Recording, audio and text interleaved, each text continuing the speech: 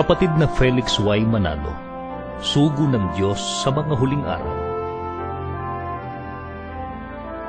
na tumatawag ng ibong mandaragit mula sa silanganan, ng taong gumagawa ng aking payo mula sa malayong lupain. Oo, aking sinalita, akin namang papangyayarihin, aking pinanukala, akin namang gagawin. Mayo 10, 1886, sa Barrio Calzada, Taguig, Rizal.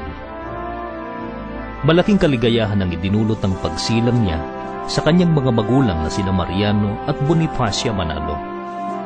Musmus pa ay tinuruan na siya ng kanyang ina na magkaroon ng banal na takot sa Diyos. Sa murang gulang ay natuto na siyang magpastol ng kalabaw.